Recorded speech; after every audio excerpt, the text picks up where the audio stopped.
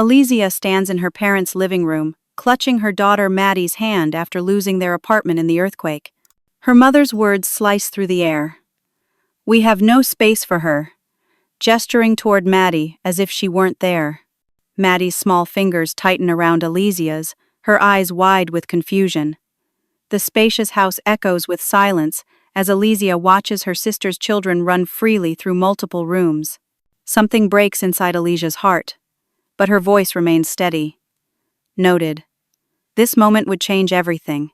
The morning of the earthquake had begun like any other Tuesday. I woke at 5:30, showered quickly, and started breakfast before waking Maddie. Our small two-bedroom apartment wasn't much, but we'd made it cozy with second-hand furniture and Maddie's artwork covering the walls.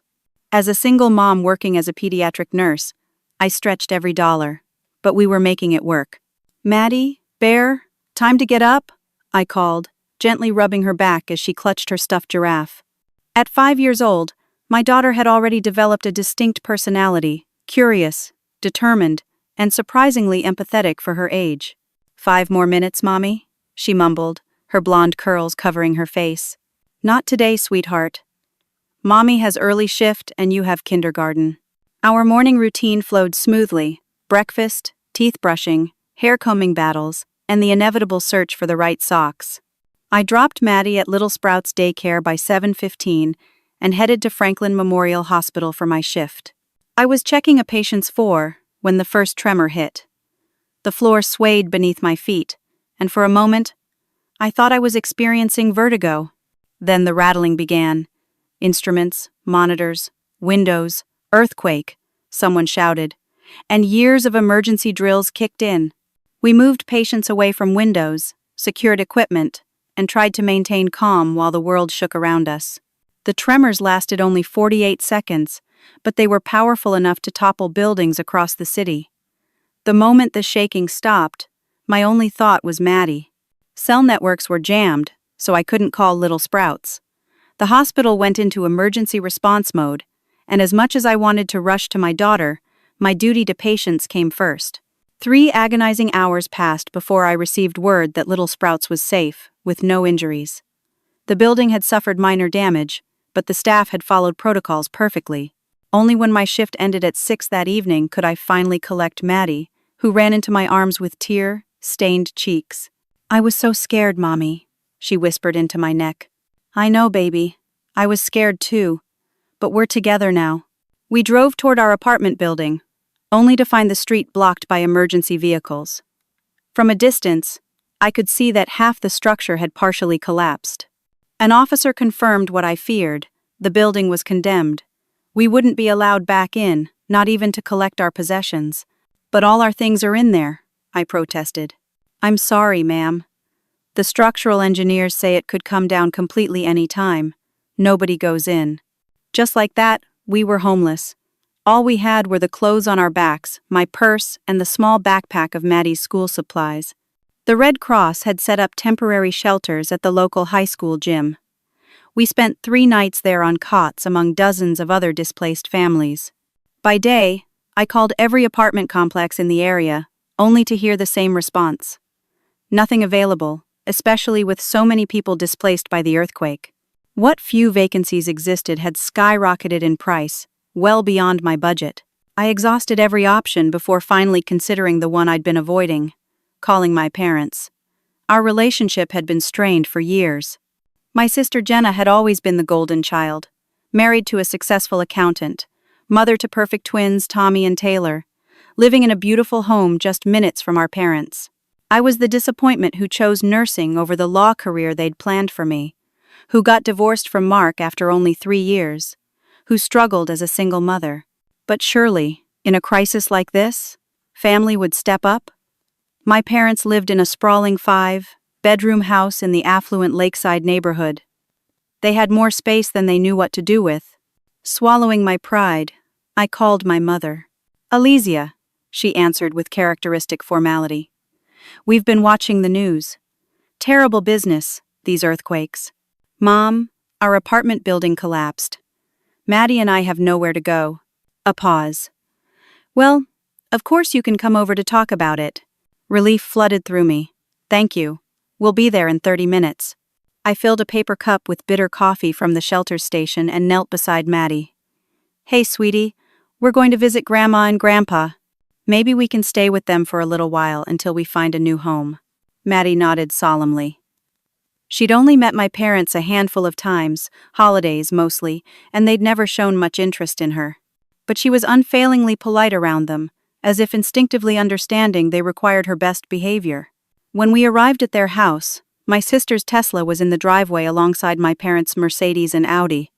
Great. An audience for my humiliation. I smoothed Maddie's hair and straightened my rumpled scrubs, the only clothes I had, before ringing the doorbell. Dad answered, his expression unreadable behind his designer glasses. Alizia, come in. The house was exactly as I remembered, pristine, expensively decorated, and utterly unwelcoming. In the living room, Mom sat perfectly postured on the cream sofa, while Jenna tapped on her phone in an adjacent armchair. No one moved to hug us or even acknowledge Maddie. Have a seat, Mom gestured to the love seat opposite her. Would you like some water? Tea? Water would be great. It's been a long few days. Dad returned with a single glass of water for me, nothing for Maddie. I explained our situation, keeping my voice steady despite my exhaustion. As I spoke, Jenna's twins thundered down the stairs and raced through the living room, barely acknowledging our presence before disappearing into what I knew was their dedicated game room. At 8 years old, they had more square footage to themselves than Maddie and I had in our entire apartment. When I finished, the silence stretched uncomfortably. Finally, Mom spoke. Well, obviously we want to help, she began, exchanging glances with Dad. And you're welcome to stay here, Alicia. Relief washed over me, but it was short-lived.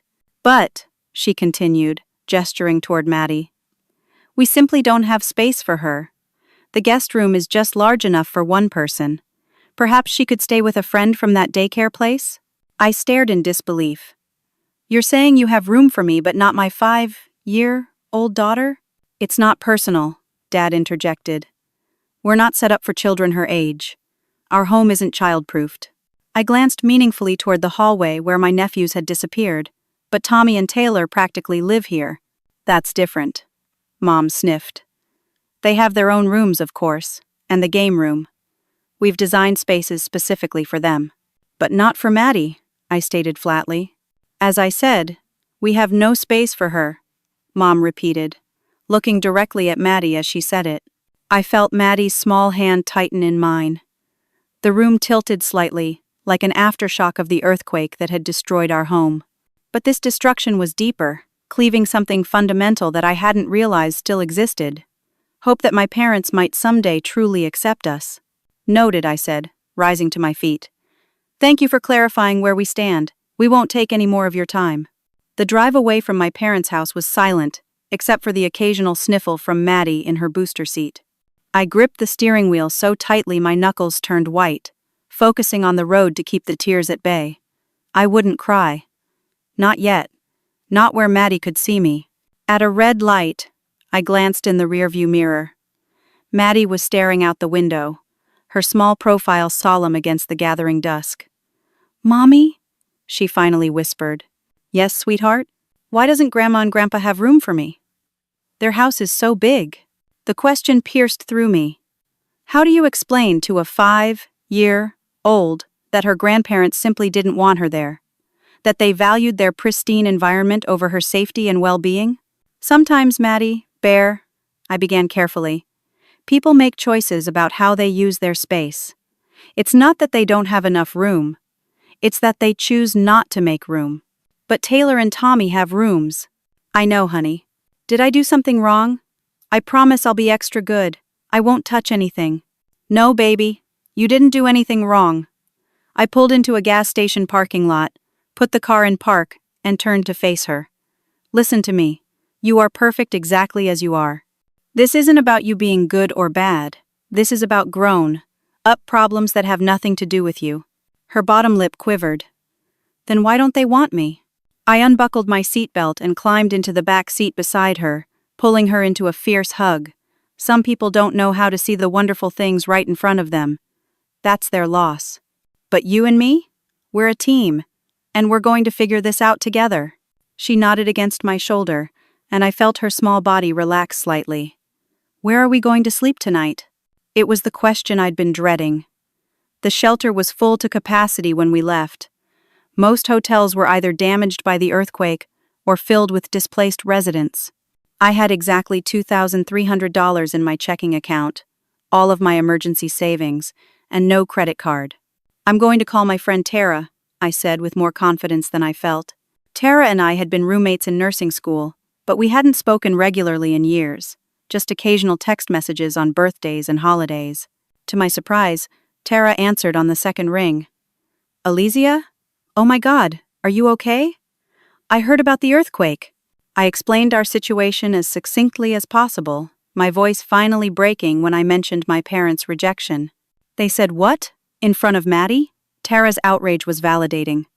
That's beyond cruel. Listen, my place is tiny, but you and Maddie can absolutely crash here until you figure something out.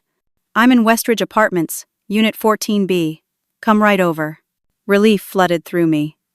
Tara, are you sure? We don't want to impose. Impose? Girl, please. You'd do the same for me. Plus, I'd love to finally meet Miss Maddie. You've got a place to stay. No arguments. Tara's one-bedroom apartment was indeed small, but it felt infinitely more welcoming than my parents' mansion. Plants thrived on every surface. Colorful textiles draped the furniture, and the scent of something delicious simmered on the stove. Hope you like chili, she said, hugging me tightly before kneeling to Maddie's level. And you must be Maddie. Your mom has told me so much about you. I love your unicorn shirt. Maddie, normally shy around strangers, smiled tentatively. Thank you. It glows in the dark. No way. That's the coolest thing ever.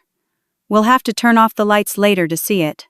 You can share my bed, Tara told me after dinner, as she unfolded the sofa. And I got fresh sheets for the sofa bed for Miss Maddie here. No, we'll take the sofa, I protested. We can't kick you out of your bed.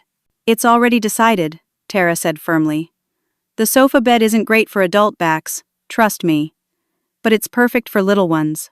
Maddie fell asleep almost immediately, exhausted from the emotional day. I sat at Tara's tiny kitchen table, nursing a glass of wine she'd poured me. I still can't believe your parents, she said, shaking her head. What kind of people reject their own grandchild during a crisis? The Carol and Richard Williams kind, I said bitterly. They've always been like this. Image, obsessed, emotionally unavailable. But I really thought they'd step up for Maddie, even if they wouldn't for me. Their loss, Tara said fiercely. That little girl is amazing. And so are you, by the way. Single mom, pediatric nurse, keeping it together through all this? Superhero status. I finally allowed myself to cry, quietly so as not to wake Maddie. Tara simply handed me tissues and refilled my wine. As I was getting ready for bed, my phone rang with an unknown number. I almost ignored it, but something made me answer. Alizia? It's Eleanor. Eleanor Winters. My ex-mother-in-law. We hadn't spoken since the divorce 3 years ago. During my marriage to her son Mark, our relationship had been cordial but strained, largely due to Mark using his mother as a pawn in our arguments. Eleanor, I said cautiously, this is unexpected. I heard about the earthquake on the news. They mentioned your apartment complex specifically. I've been trying to reach you. We're okay. Maddie and I both got out safely. Thank God. Her voice softened. But you've lost your home. Where are you staying? I hesitated before answering truthfully. A friend's sofa, temporarily. It's been challenging to find a place. That's why I'm calling. Eleanor paused. You know I had that knee replacement last month? Well, I'm staying with my sister in Arizona during my recovery. My house in Garden District is sitting empty. It's yours if you need it. I was speechless. Of all the people who might offer help, my ex-mother-in-law was the last I expected. I know things weren't always smooth between us, Eleanor continued when I didn't respond. But that was Mark's doing, not yours, and Maddie is my only grandchild. I can't bear the thought of her homeless. Eleanor, that's incredibly generous, but no buts. The guest house has 2 bedrooms, a full kitchen, and its own entrance. You'd have complete privacy. I'll be in Arizona for at least another 6 weeks. Stay as long as you need. I don't know what to say. Say yes. For Maddie's sake. My phone buzzed with multiple incoming calls, my parents' number flashing on the screen. I declined the calls without answering. Thank you, Eleanor, I said. Making a decision that would alter the course of our lives. We accept. Eleanor's guest house was nothing short of a miracle. Nestled behind her craftsman-style home and garden district, the 2-bedroom cottage had a small kitchen, living area, and even a tiny fenced yard. Compared to our apartment, it was paradise. Compared to my parents' cold mansion, it was heaven. This is ours? Maddie asked incredulously as we explored the space that first morning. The whole thing? For now, I explained. This belongs to Grandma Eleanor, but she's letting us stay here while she gets better from her surgery. Can I put my pictures on the wall? Sure can. We'll make it feel like home. Eleanor had left a note on the kitchen counter, along with a set of keys and a folder of information. The note was brief but kind. Alizia and Maddie, make yourselves at home. Mrs. Abernathy next door has a spare key if needed. Wi-Fi password on the fridge. Call if you need anything, Eleanor. Attached was a check for $500 with a sticky note. For immediate needs. My first instinct was to tear up the check. Pride has always been my downfall, but practicality won out. We had literally nothing but the clothes on our backs. The earthquake had taken everything, and beggars couldn't be choosers. Mrs. Abernathy turned out to be a lively 70-something widow who appeared at our door that afternoon with a casserole and a bag of children's books. Eleanor called to tell me you were coming, she explained. Terrible about the earthquake. These are books my grandchildren have outgrown. Thought your little one might enjoy them. The generosity of near strangers brought tears to my eyes. Meanwhile, my actual family continued calling, leaving voicemails I couldn't bring myself to listen to. Within days, we'd established new routines. Maddie's daycare had relocated to a church basement temporarily, so I was able to return to my shifts at the hospital. Colleagues donated clothes, toiletries, and even a few toys for Maddie. The hospital administration expedited my application for emergency assistance funds available to affected employees. 10 days after the earthquake, my supervisor Sarah called me into her office. Alizia, how are you holding up? We're managing. My ex-mother-in-law offered her guest house, which has been a lifesaver. Sarah nodded. I'm glad to hear it. Listen, I called you in because an opportunity has come up. Teresa Williams is taking early retirement, and we need someone to step into the pediatric charge nurse position immediately. I think you'd be perfect for it. I stared at her, dumbfounded. Charge nurse was a significant promotion, with more responsibility and better pay. I'd been working toward it eventually, but assumed it was years away. The timing is challenging, I know, Sarah continued. It would require intensive training starting next week, including some evening shifts while you shadow Teresa. But the pay increase would be substantial, $24 more per hour.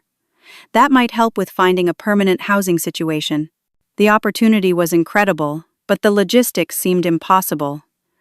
I'm a single parent, Sarah. Evening shifts are difficult with Maddie.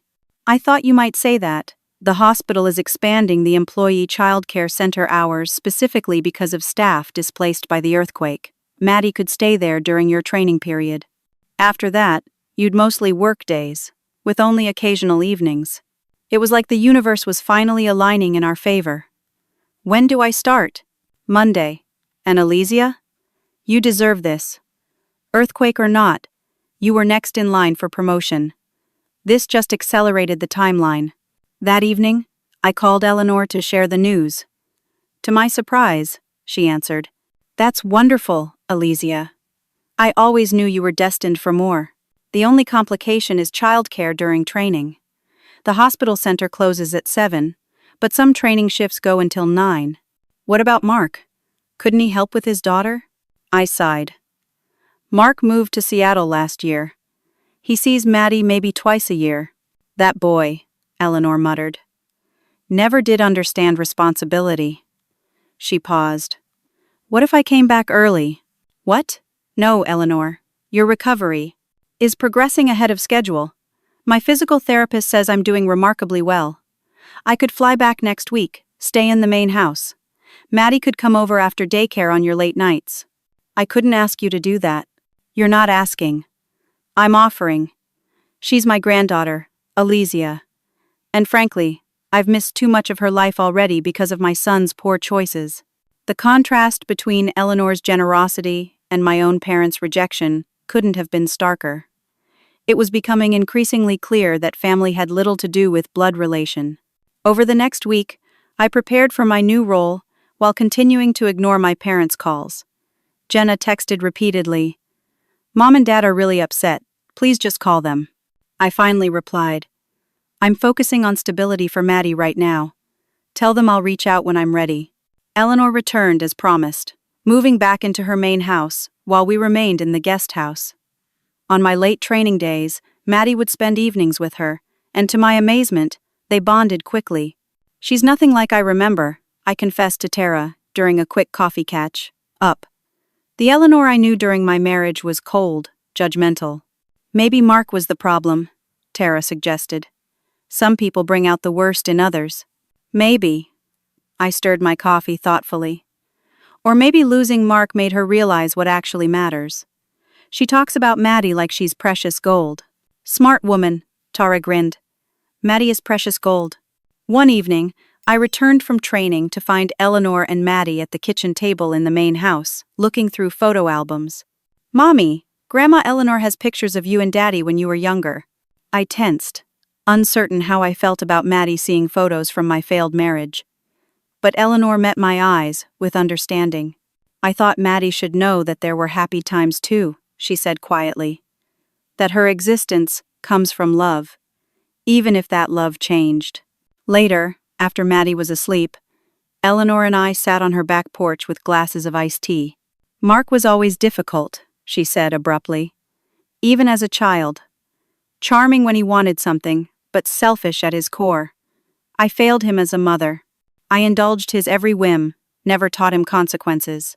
"Eleanor, you don't have to." "I do. Because I need you to understand why I didn't fight harder for you during the divorce. I knew he was lying about you. I knew he was the one who'd been unfaithful, not you. But I was still trying to protect him, like I always had." She looked at me directly. "I was wrong, and I'm sorry." Her honesty was unexpected and healing. "Thank you for telling me this. Your parents have called me," she added, surprising me further. 3 times now." My stomach clenched. "What did they want?" "To know where you and Maddie are staying." I didn't tell them. "Thank you. You don't have to tell me what happened. But I want you to know you have a home here for as long as you need it." As I fell asleep that night, I reflected on how strangely life had unfolded. The earthquake that destroyed our home had led us to rebuild something more valuable. A true sense of family, based not on obligation but on choice and genuine care. My phone buzzed with a text from an unknown number. I opened it to find a message from my hospital colleague, Dana. "Thought you should know. Your mom came by the pediatric floor today asking about you. She told several staff that you're keeping her granddaughter from her out of spite. Want me to set the record straight?" Just when I thought things were looking up, a new tremor threatened to shake the foundations we were building. I stared at Dana's text message for a long time before responding. "Thanks for telling me. No need to say anything. I'll handle it." The next morning, I had just dropped Maddie at daycare when my parents' Lincoln Navigator pulled into the hospital parking lot. I quickened my pace, hoping to reach the staff entrance before they spotted me, but Dad's voice called out, "Alesia." "Wait." Reluctantly, I turned. Both parents approached, looking oddly out of place among the hospital staff in their designer clothes and perfectly coiffed hair. "We've been trying to reach you for days," Mom said, her voice carrying that familiar note of reproach. "I've been busy rebuilding our lives after losing everything," I replied evenly. "What do you want?" "Don't take that tone," Dad frowned. "We're concerned. You disappeared with Maddie, without a word." "Disappeared?" I walked out of your house after you explicitly stated you had no space for my 5-year-old daughter. In the middle of a crisis, Mom glanced around, clearly uncomfortable having this conversation in public. You misunderstood. We never said we wouldn't help. You literally said, and I quote, "We have no space for her," while pointing at Maddie. There wasn't much room for misinterpretation. We simply meant the guest room was too small for both of you, Dad said dismissively. We could have made other arrangements. Like what? Because you made it abundantly clear that Maddie wasn't welcome. You're being dramatic, Mom sniffed. Anyway, we're here now. We want to help. We brought these for you. She gestured to Dad, who produced an envelope from his jacket pocket.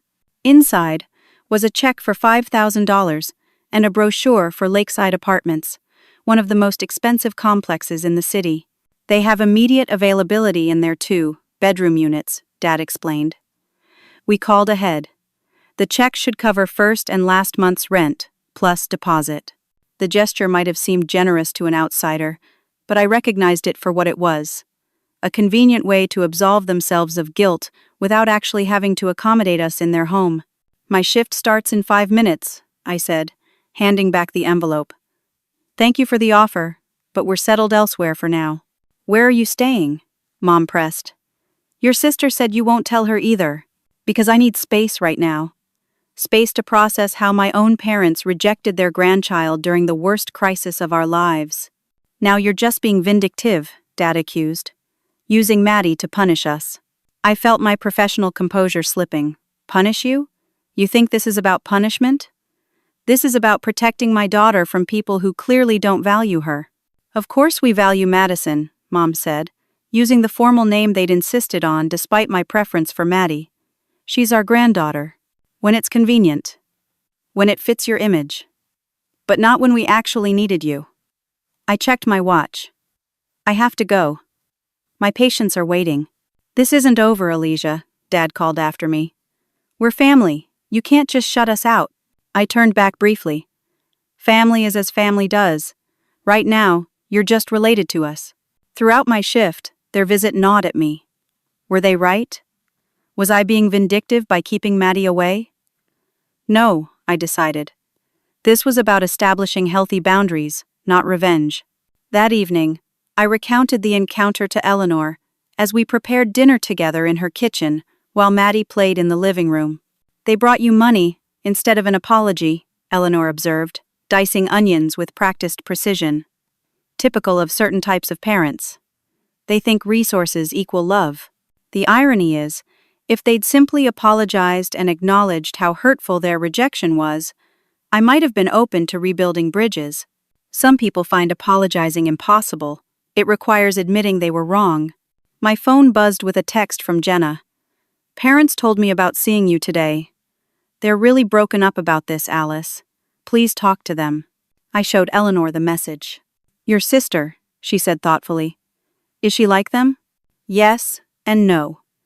Jenna has always been the perfect daughter, married well, had perfect children, lives the country club life they always wanted. But underneath that, I think she's deeply unhappy. Maybe she needs her rebellious sister more than she knows. I snorted.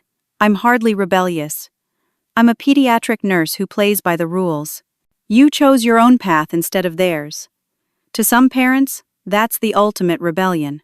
The next day was Saturday, my first full day off since starting training. I planned a special day with Maddie, pancakes for breakfast, then the Children's Museum that had recently reopened after earthquake inspections. We were halfway through breakfast when the doorbell rang. Eleanor was at physical therapy, so I answered. Jenna stood on the porch, looking uncharacteristically disheveled. Finally found you, she said, pushing past me into the guest house. Nice place. Whose is it? My ex-mother-in-law's guest house. Why are you here, Jenna? She paced the small living room, agitated. Do you have any idea what you've done? Mom and Dad are telling everyone you've kept Maddie from them, out of spite. The whole family thinks you're using your child as a weapon. And what do you think? She stopped pacing, momentarily thrown by the question. I think you've always been difficult. Stubborn. Unwilling to compromise. Is that why you're here? To tell me how difficult I am? Maddie appeared in the kitchen doorway, pancake syrup on her chin. Jenna's expression softened slightly at the sight of her. "Hi, Aunt Jenna," Maddie said cautiously. "Hi, Maddie," Jenna replied, her voice gentler than I'd heard it in years. "Those pancakes look yummy. Mommy made them with chocolate chips. Do you want some?" Jenna hesitated, then sighed. "Sure, why not?" Somehow, we ended up at the kitchen table, the three of us eating pancakes in awkward silence until Maddie broke it. "Aunt Jenna, why don't Grandma and Grandpa have space for me?" Jenna nearly choked on her bite. "What?" "They said they don't have space for me. But their house is really big." Jenna looked at me accusingly. "What have you been telling her?" "Nothing she didn't hear directly from them," I replied evenly. Mom literally pointed at her and said, "We have no space for her," when we asked to stay after losing our home. "They wouldn't," Jenna began, but faltered. "They did. Right after watching your kids run through their massive house to their dedicated game room." Jenna fell silent, pushing pancake pieces around her plate. "Maddie, sweetie," I said, "why don't you go brush your teeth and get your shoes on for the museum?" When Maddie had left the room, Jenna spoke in a low voice. "I didn't know they said that to her face." "That's pretty awful." "Yes, it was. But they're beside themselves now. Mom's been crying. Dad keeps calling family members looking for you." "What exactly do they want from me, Jenna? To pretend it never happened?" "They want a relationship with their granddaughter. They had one. They chose to damage it. Actions have consequences." Jenna looked at me with sudden intensity. "Do you have any idea how much they've done for me over the years? How much they continue to do? They pay Taylor and Tommy's private school tuition. They funded half our house down payment. They take the kids every weekend so Scott and I can have couple time. And that's relevant how? Because they've always been there for me. For my kids. But not for me. Not for Maddie. That's the difference." Something shifted in Jenna's expression. "No, that's not." She trailed off, her certainty wavering. "They've helped you too. They paid for your nursing school. And held it over my head ever since. Because it wasn't the law degree they wanted me to pursue." Jenna stared at the table for a long moment, then looked up with tears in her eyes. "They told me you were never the maternal type. That you probably wouldn't want the burden of a child. That's why they didn't think you'd mind leaving Maddie with someone else." The revelation hit me like a physical blow. "They said what?" "They've always told me you weren't really cut out for motherhood. That you were too self-focused, too career-driven, and you believed them? You've seen me with Maddie. Hardly. You never bring her to family functions, because she's treated like an afterthought when we do come." Maddie reappeared, shoes on the wrong feet but proudly tied. "Ready, Mommy?" Jenna stood abruptly. "I should go. But Alice, just think about it, okay? About letting them see her." After she left, I knelt to fix Maddie's shoes, my mind reeling from Jenna's revelations. My parents had been actively undermining my parenting for years, creating a narrative that I wasn't mother material. The betrayal cut deep. At the museum, I watched Maddie confidently navigate exhibits, helping younger children, following rules, showing empathy and curiosity in equal measure. Anyone watching would see a well-adjusted, happy child. The product of good parenting, despite my parents' narrative. That evening, I received a text from Dana. "Your father showed up at the hospital asking staff for your schedule. Security had to escort him out. The escalation was concerning. This wasn't about reconciliation. It was about control." I called Tara for perspective. "Am I overreacting?" I asked after explaining the situation. "Should I just let them see Maddie to keep the peace?" "Absolutely not," Tara said firmly. "They rejected her when you were vulnerable. They've undermined you as a mother. And now they're harassing you at work? These aren't healthy people, Alice. Trust your gut." My gut was saying that my parents' sudden interest in Maddie had nothing to do with genuine concern and everything to do with maintaining appearances. Eleanor confirmed my suspicions when she returned from a community meeting. "I ran into Patricia Lang from your parents' country club," she said. "Apparently, there's quite the gossip circulating that your mother has been cruelly separated from her beloved granddaughter after the earthquake. She's positioning herself as the victim. Of course she is, I sighed. It's all about the narrative she controls. Some people, Eleanor said wisely, will burn down a forest to avoid admitting they dropped a match. My phone rang, Jenna again. I let it go to voicemail, focusing instead on Maddie, as she showed Eleanor a drawing she'd made at the museum. The foundation we were rebuilding felt stronger than the one that had crumbled, despite, or perhaps because of, the absence of my parents' toxic influence. A week later, I was finalizing discharge papers for a patient when Sarah called me into her office again. Alizia, is everything all right with your family situation? I've received 3 calls from your father this week. I felt a flush of embarrassment. I'm so sorry, Sarah. I'll talk to him. No need to apologize. I didn't give him any information, of course. But I'm concerned about you. He seemed insistent. Family drama, I explained vaguely. I'm handling it. If it affects your work environment, it becomes my concern too. Do you need to file a workplace restriction order? The suggestion shocked me. Against my own father? No. That feels extreme. Well, the option is there if things escalate. In the meantime, I've notified security to direct any inquiries about you, to me personally. I thanked her and returned to work, unsettled by how far my father was willing to go. Later that day, I finally listened to Jenna's voicemail. We need to talk. Meet me at Riverside Cafe tomorrow at 10. It's important. Against my better judgment, I agreed, arranging for Maddie to stay with Eleanor during the meeting. The cafe was busy with Saturday morning customers when I arrived.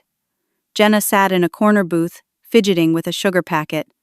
She looked up as I approached, her expression a mix of anxiety and determination. Thanks for coming, she said. Your message sounded urgent. She took a deep breath. It is. I need to tell you something. About Mom and Dad. The waitress interrupted to take our orders. Once she left, Jenna leaned forward. Do you remember when I got pregnant with the twins? How excited Mom and Dad were. I nodded. They'd thrown an extravagant gender reveal party, redecorated 2 bedrooms in their house before the babies were even born. And do you remember how they reacted when you told them about Maddie? The memory was painful. Dad asked if I was planning to keep it. Mom suggested adoption might be better for my career. Exactly. They never wanted you to be a mother, Alice. But it wasn't because they thought you'd be bad at it. That's literally what you said they told you. I know. And that was their narrative. But yesterday, I found something. She pulled an envelope from her purse and slid it across the table. Dad's been acting strange lately. Agitated, secretive. So I went into his home office while he was golfing. You snooped through his office? I was looking for his blood pressure medication. Instead, I found these. Inside the envelope were bank statements and a letter from their parents' financial advisor. I scanned the documents, struggling to make sense of the technical jargon. Dad's been losing money, Jenna explained. A lot of money. Bad investments, market downturns. They've remortgaged the house twice. They're barely staying afloat. What does this have to do with Maddie and me? Jenna lowered her voice. They're keeping up appearances, but they're drowning financially. The money they've been giving me for the kids' school? It's not coming from their savings anymore. They're going deeper into debt to maintain the lifestyle they think we all should have.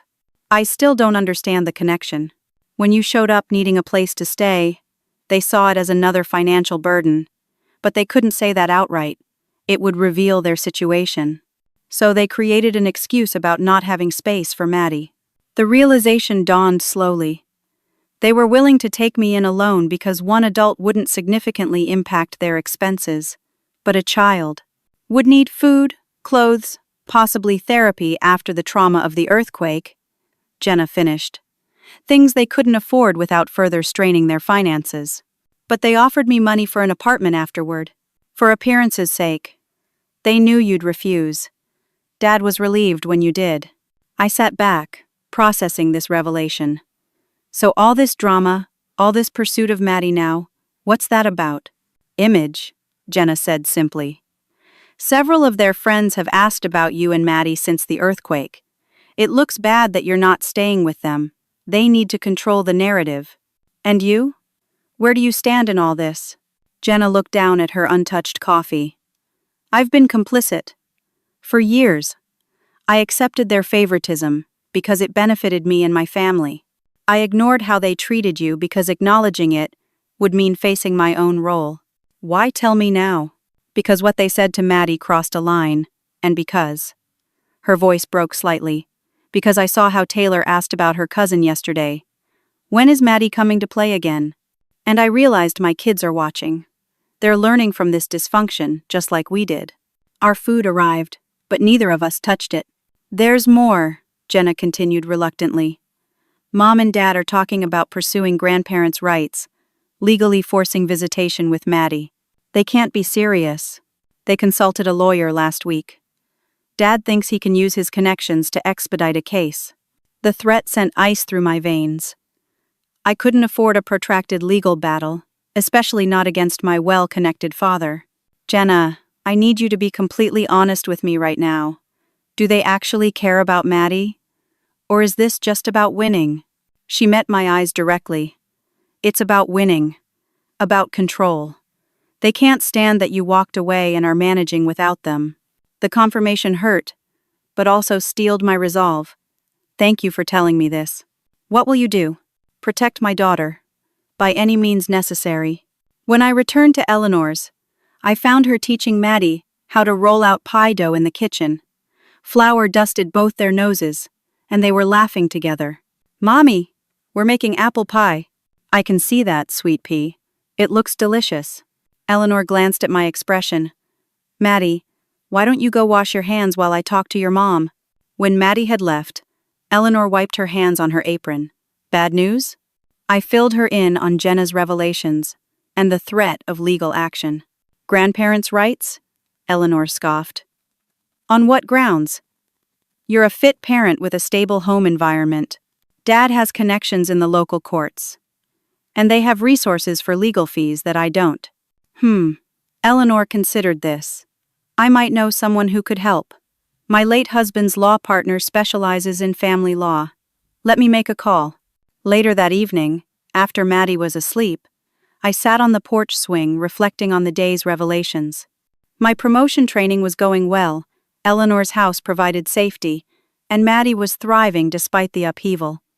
The only shadow was my parents' looming threat. My phone rang, another unknown number. I answered cautiously. Miss Williams? This is Thomas Harrington, from Harrington and Associates. Eleanor Winters asked me to call you regarding a potential grandparents' rights case. Yes, thank you for calling so late. Not a problem. Eleanor and my late partner were close friends.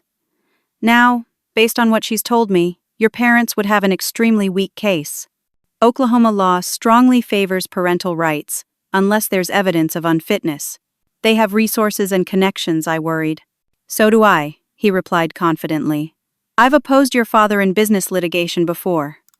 Richard Williams is all bluster. If they do file, I'd be happy to represent you. Eleanor has already offered to cover my retainer. I tried to protest, but he cut me off gently. Consider it an investment in my granddaughter's future dance lessons. Eleanor tells me your Maddie has been teaching her some moves. The support was overwhelming. From Eleanor, from her lawyer friend, from Tara, from my hospital colleagues, a network of genuine care that had nothing to do with obligation and everything to do with choice. I fell asleep that night with renewed determination. My parents had tried to define me as an inadequate mother, to isolate us during crisis, and now to use legal threats to regain control. But they had underestimated the strength that comes from authentic connection, and the fierce protection of a mother who had nothing left to lose. The next day, I received a text from my sister. Parents know I talked to you. Big fight. Dad threatened to cut off twins' school funding. I told him to go ahead, standing with you now. Sorry it took so long. Perhaps the foundations weren't the only things shifting in this earthquake's aftermath. On Monday morning, Eleanor called me at work with troubling news. Your father just left my property, she said, her voice tight with controlled anger. He showed up demanding to see Maddie. When I explained you were at work and Maddie at school, he accused me of lying. became Keat belligerent. My heart raced. Did he threaten you? Not explicitly. But he refused to leave until I threatened to call police. He kept saying he had a right to see his granddaughter. I'm so sorry, Eleanor. This is getting out of hand. Indeed. I've already called Thomas. He suggests documenting every interaction like this. And Alesia? You might consider a protective order. The situation was escalating faster than I'd anticipated. During my lunch break, I called Jenna. Dad came to Eleanor's house this morning, I told her. Looking for Maddie. I know, she sighed. He came here after, raging about some old woman keeping him from his granddaughter. Mom's beside herself, keeps saying they're going to lose Maddie forever if they don't act quickly. How did they even find where we're staying? They hired someone. A private investigator, I think. The invasion of privacy was stunning. This has gone beyond family drama, Jenna. They're stalking us. I know. That's why I've made a decision. I'm bringing the twins to stay with my in-laws for a while. Some distance from Mom and Dad might help everyone cool down. Will they let you? They don't get a vote. Scott agrees with me. This situation has become toxic for everyone. After work, I picked Maddie up from daycare, watchful of any signs we were being followed. At Eleanor's, I found Thomas Harrington waiting for us. Thought we should talk in person, he explained. The situation seems to be accelerating. While Eleanor entertained Maddie in the main house, Thomas and I discussed options in the guest house. A formal cease and desist letter might slow them down, he suggested. And I've already drafted a response should they file for grandparents' rights. Will that be enough? In my experience, people like your parents respond to consequences. Right now, there aren't any for their behavior. I rubbed my temples, fighting a growing headache. The promotion I'm training for becomes official next week. Maybe once we're more financially stable, I can look for our own place. Move further away. That's a possibility. But running isn't always the answer. Sometimes you have to stand your ground. After Thomas left, I joined Eleanor and Maddie for dinner. Midway through the meal, Eleanor winced suddenly, pressing a hand to her chest. Are you okay? I asked, alarmed. Just indigestion, she waved dismissively. Had it on and off all day. But her color didn't look right. A grayish pallor beneath her usually pink cheeks. Eleanor, are you having pain anywhere else? Your jaw? Your arm? She hesitated before admitting. My left shoulder's been aching. But that's normal after physical therapy. My nursing training kicked in. We're going to the ER. Now. Don't be silly. I'm not going to emergency for indigestion. It might not be indigestion. These are classic heart attack symptoms in women. I'm fine, she began, but then clutched her chest more firmly, fear finally crossing her face. Maddie, I said calmly. We need to take Grandma Eleanor to the doctor. Can you put your shoes on quickly like we practiced? To her credit, Maddie responded immediately, running for her shoes without questions. In the car, Eleanor's breathing became more labored. I called ahead to the ER while driving, giving them a heads up about a potential cardiac patient. By the time we arrived, Eleanor was pale and sweating. The triage nurse recognized me and moved quickly, wheeling Eleanor back while a child life specialist offered to stay with Maddie in the waiting area. I'll be right back, sweetheart, I promised Maddie. Miss Julie is going to read books with you while I help the doctors with Grandma Eleanor. Is she going to be okay? Maddie's voice trembled. The doctors are going to do everything they can, I said truthfully. I love you. Be good for Miss Julie. In the trauma bay, Eleanor was already connected to monitors, an IV line being placed in her arm. The EKG showed ST elevation, a heart attack in progress. Catheterization lab is ready, the attending physician told me. We caught it early. Her chances are good. I'll call her family, I offered, taking Eleanor's phone from her purse. You are my family, Eleanor whispered weakly before they wheeled her away. Left alone in the suddenly quiet trauma bay, I felt the weight of her words. In the midst of crisis, connections became clear.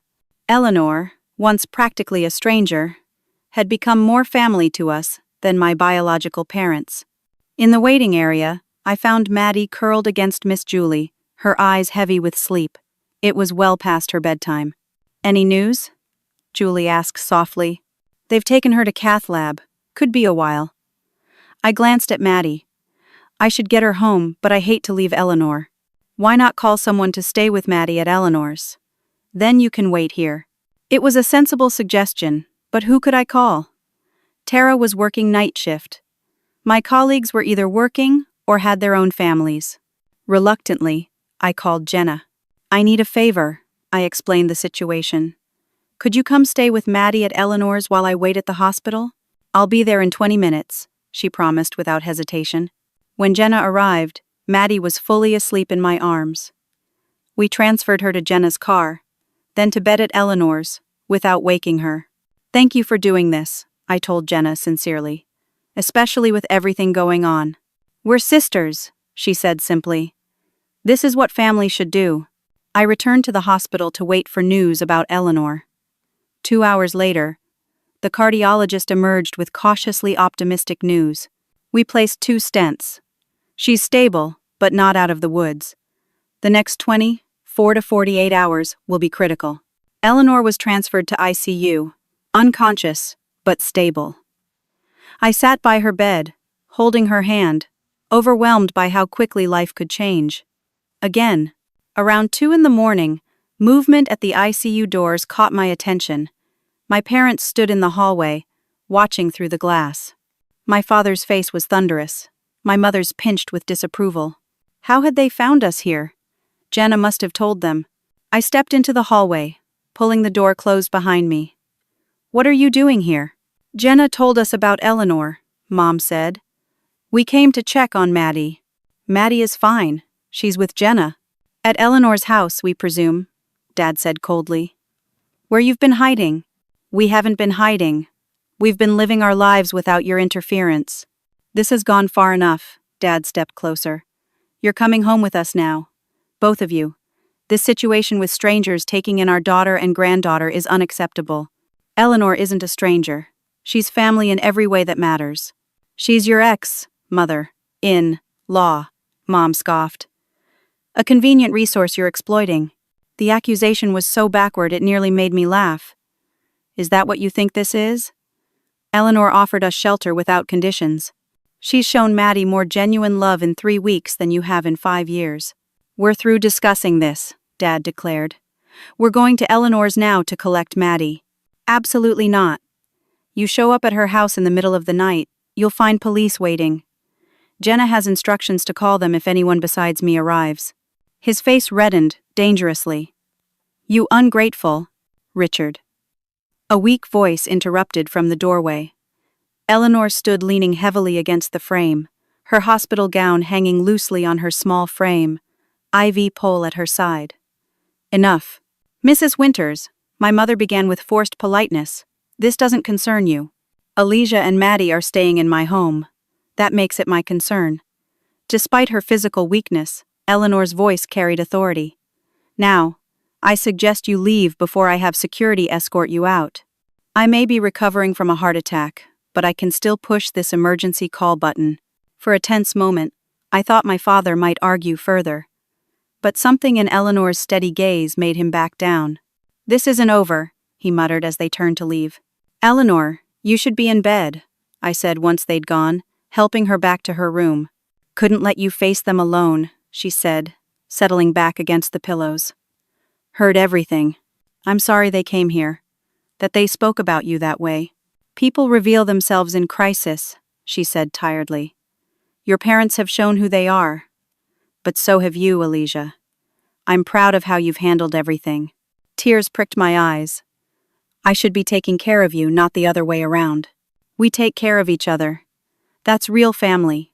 I stayed until morning, when Eleanor was moved to a regular cardiac unit. Her prognosis was good, but she would need several days in the hospital, followed by cardiac rehab. When I returned to Eleanor's house, Jenna was making pancakes with Maddie. How is she? Jenna asked. Stable. She'll recover, but it's going to take time. I hesitated.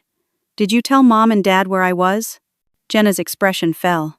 I'm so sorry. They called to check on the twins, and I mentioned I was watching Maddie while you were at the hospital with Eleanor. I didn't think they'd actually go there. It's okay. They would have found out eventually. They came to the hospital? Yes, it wasn't pretty. Jenna pushed the pancake pan aside and faced me directly. I've made a decision, Alice. I'm testifying for you if they pursue this grandparents' rights case. What? Jenna, they could cut you off completely. The twins' school, your lifestyle. Let them. Scott and I have been talking. We're tired of the strings attached to everything. The constant control, the expectations. We're looking at public school options for the kids. Downsizing our house. That's a huge change. Maybe it's time. Watching you stand up to them, it's made me realize how much I've compromised myself over the years. After breakfast, I took Maddie to visit Eleanor briefly, explaining in age, appropriate terms that Grandma Eleanor's heart needed fixing, but the doctors were helping her get better. Returning to the guest house, I found a formal-looking envelope taped to the door. Inside was a court summons. My parents had filed for emergency grandparents' visitation rights, claiming I was alienating Maddie from them following a misunderstanding about temporary housing. The timing couldn't have been worse. With Eleanor hospitalized and my promotion training in final stages, I now faced a legal battle I couldn't afford, financially or emotionally. I called Thomas immediately. They've filed. Emergency hearing set for next week. Faster than I expected, he admitted. But not surprising given your father's connections. Don't worry, we'll be ready. That evening, I sat on Eleanor's porch swing, watching Maddie play with sidewalk chalk on the driveway. My phone rang. Hospital administration. Alizia, it's Sarah. I've been trying to reach you. Sorry, it's been a chaotic day. I heard about Eleanor. I'm sorry. Listen, I hate to add to your stress, but there's been a complaint filed against you, from your father. My stomach dropped. What kind of complaint? He's alleging you've been emotionally unstable at work, that your personal situation is affecting patient care. That's completely false. I know that. Everyone who works with you knows that. But I had to document it officially. Another attack, this time on my professional reputation. My parents were escalating on all fronts. After hanging up, I called Thomas again to update him on this new development. They're trying to paint me as unstable, I explained. First, legally, now professionally. Classic intimidation tactics, Thomas said. They're hoping you'll give in rather than fight on multiple fronts. What if it works? What if I lose my job, or the court grants them visitation? One battle at a time, Alizia. Your work record is exemplary. As for court, we have truth on our side. And now, it seems, your sister as well. That night, after Maddie was asleep, I sat at Eleanor's kitchen table and finally allowed myself to cry. The burden felt overwhelming. Eleanor's health crisis, the legal threat, the professional attack, all while trying to maintain stability for Maddie and excel in my new role at work. My phone lit up with a text from an unknown number. This is Scott, Jenna's husband. We're with you. All the way. Whatever you need. A small light in the gathering darkness. Perhaps it would be enough to guide us through. The week leading up to the emergency hearing was the longest of my life. Eleanor remained hospitalized, improving daily, but still weak. I balanced work, visits to her, and preparation with Thomas while trying to maintain Maddie's routine. The morning of the hearing, I dressed carefully in a conservative navy suit borrowed from Jenna, who had insisted on coming for moral support. You look like a responsible, loving mother, she assured me as we drove to the courthouse. Because that's exactly what you are. Maddie was spending the day with Tara, blissfully unaware of the legal battle being waged over her future. In the courthouse hallway, we spotted my parents huddled with their attorney, Preston Hamilton, one of the most expensive family lawyers in the state. My mother wore a perfectly tailored cream suit, my father a dark gray one that probably cost more than my monthly salary. Thomas approached us, projecting confidence. Remember, this is just an emergency hearing for temporary visitation pending a full case. The burden is on them to prove why this is urgent. When our case was called, we entered the courtroom. Judge Michaels, a stern-looking woman in her 60s, presided. I was grateful, at least, that it wasn't one of my father's golfing buddies on the bench. Hamilton presented their case first, painting a heart-wrenching picture of devoted grandparents cruelly separated from their beloved granddaughter after a natural disaster. The Williams have consistently been involved in Madison's life, Hamilton claimed. They've provided financial support, attended her activities, and maintained a loving relationship that has now been severed by their daughter's refusal to communicate. Each lie made my blood boil, but Thomas had coached me well. I kept my expression neutral, my posture calm. When Hamilton finished, Thomas rose. "Your Honor, I'd like to call Jenna Williams Scott as a witness." My parents' shocked expressions suggested they hadn't anticipated this move. Jenna walked to the witness stand, visibly nervous but determined. After establishing her relationship to all parties, Thomas asked simply, "Miss Scott, how would you characterize your parents' relationship with your niece Maddie prior to the earthquake?" "Distant at best," Jenna said clearly. "They rarely asked about her, declined to attend her preschool graduation, and frequently made dismissive comments about my sister's parenting." "And what happened when Miss Williams and her daughter needed shelter after the earthquake?" Jenna took a deep breath.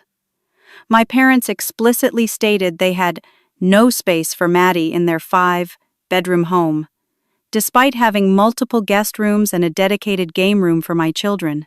"Was this statement made in front of the child?" "Yes, directly to her face."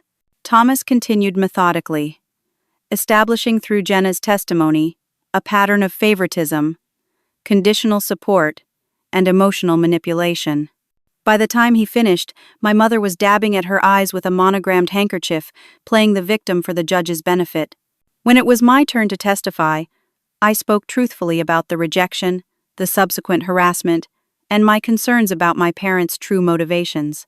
"Your Honor, I've never prevented my parents from having a relationship with Maddie. They chose the nature of that relationship through their own actions.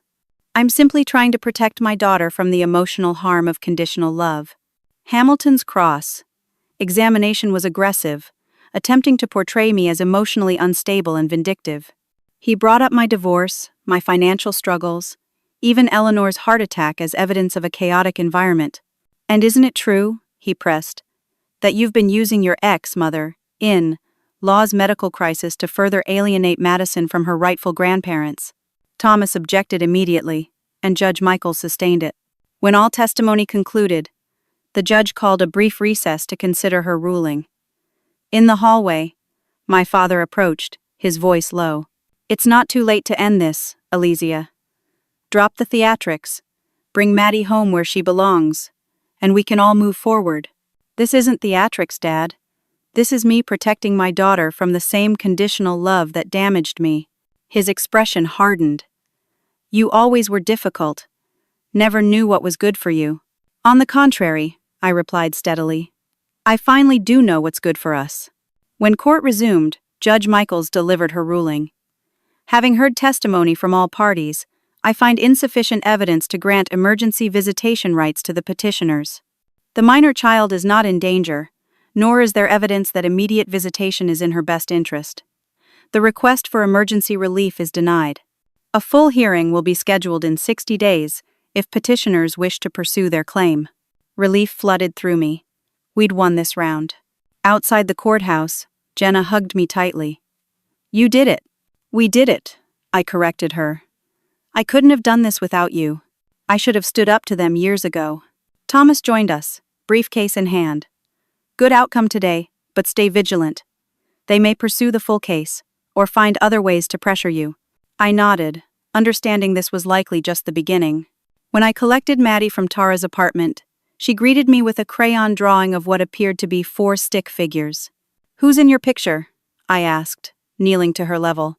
"That's you," she pointed, "and me, and Grandma Eleanor, and Aunt Jenna, our family." Out of the mouths of babes. 6 months later, I stood in the living room of our new home, a modest 3-bedroom house I'd purchased, with the down payment saved from my charge nurse salary. Eleanor, now fully recovered from her heart attack, was directing movers where to place her favorite armchair in what would be her room. After her hospitalization, we'd had a long talk about the future. At 72, living alone no longer appealed to her. Meanwhile, I needed help with Maddie during my occasional evening shifts. The solution was obvious. Eleanor would sell her house and move in with us, creating a multi-generational home that benefited everyone. A little to the left, Eleanor instructed the movers. Perfect. That's where I'll read to Maddie every night. The doorbell rang, Jenna, Scott, and the twins arriving for our housewarming cookout. The changes in them were subtle but significant. The twins wore public school tee, shirts instead of private school uniforms. Jenna's designer purse had been replaced by a practical tote. But the most noticeable difference was in their expressions, more relaxed, more genuine. "The place looks amazing," Jenna said, handing me a potted plant. "Truly a home. Thanks to everyone's help," I acknowledged. My parents had indeed pursued the full grandparents' rights case, but withdrew it after multiple family members agreed to testify on my behalf.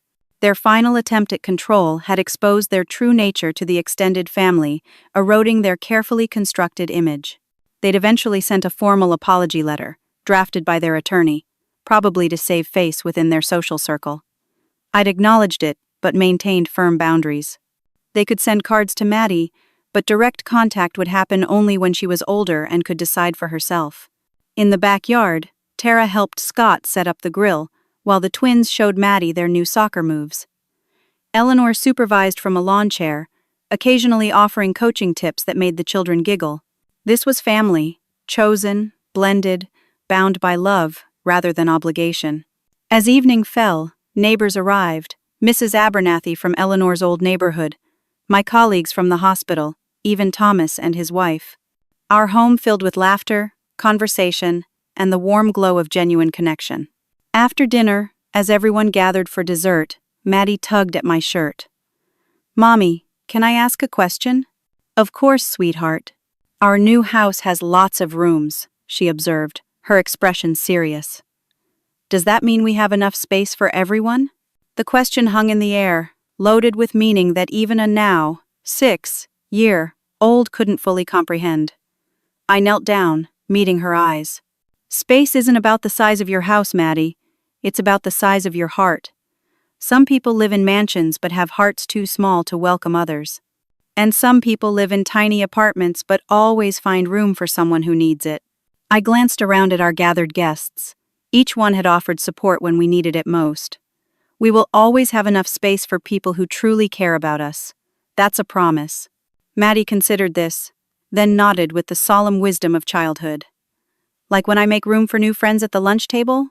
Exactly like that. The earthquake that had destroyed our physical home had ultimately led us to build something far more valuable, a foundation of chosen family, unconditional support, and the knowledge that true belonging has nothing to do with square footage and everything to do with love. Later, as guests departed and Eleanor helped Maddie prepare for bed, I stood on the front porch of our new home, watching the sunset. The journey had been painful, but the destination was worth every step. Sometimes the most destructive forces in our lives clear away what was never meant to stand, making room for structures built on stronger foundations. The tremors may shake us, but they don't define us. What matters is how we rebuild. What about you? Have you ever had to redefine what family means to you? Or discovered unexpected support from someone you never thought would be in your corner? Comment below with your experiences. And if this story resonated with you, please like, subscribe, and share to help others who might be going through similar challenges. Thank you for listening, and remember, making space for love is always a choice worth making.